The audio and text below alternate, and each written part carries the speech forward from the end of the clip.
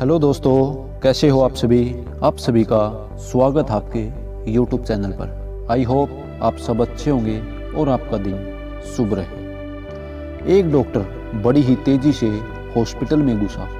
उसे किसी एक्सीडेंट के मामले में तुरंत बुलाया गया था। अंदर घुसते ही उसने देखा कि जिस लड़के का एक्सीडेंट हुआ है उसके परिजन बड़ी बेसब्री से उसका इंतजार कर रहे हैं। डॉक्टर को देखते ही लड़के का पिता बोला, आप अपनी ड्यूटी ठीक से क्यों नहीं करते?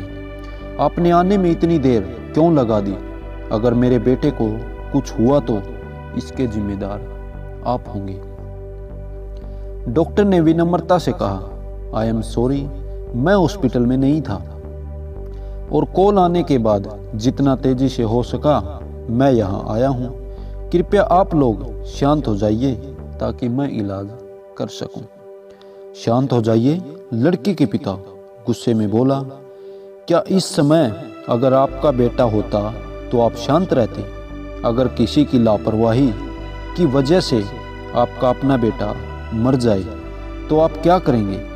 पिता बोले ही जा रहा था, भगवान चाहेगा तो सब ठीक हो जाएगा, आप लोग दुआ कीजिए, मैं इलाज के लिए जा रहा हूँ। और ऐसा कहते हुए डॉक्टर ऑपरेशन थिएटर में प्रवेश कर गया।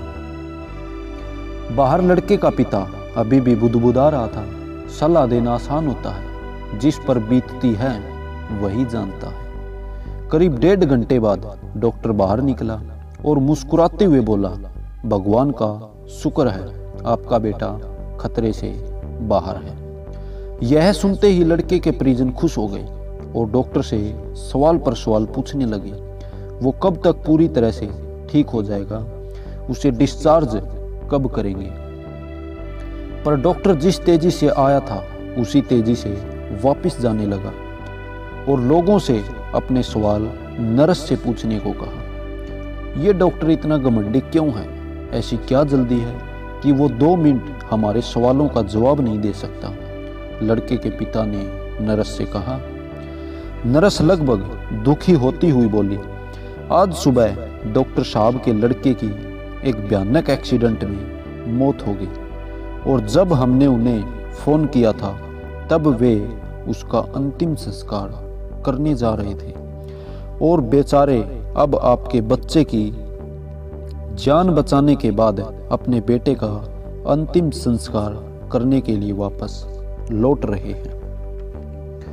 यह सुनकर लड़के के परिजन और पिता आश्चर्यचकित रह गए और अपनी गलती का एहसास हो गया। दोस्तों, यह एक छोटी सी मोटिवेशनल कहानी थी जो हमें यह सीख देती है। दोस्तों, बहुत बार हम किसी सिचुएशन के बारे में अच्छी तरह जाने बिना ही उस पर रिएक्ट कर देते हैं, पर हमें चाहिए कि हम खुद पर नियंत्रण रखें और पूरी स्थिति को समझे बिना कोई नकारात्मक प्रतिक्रिया न दें, वरना अनजाने में हम उसे ही ठेस पहुंचा सकते हैं जो हमारा ही भला सोच रहा हो। धन्यवाद दोस्तों, आपका दिन शुभ रहे।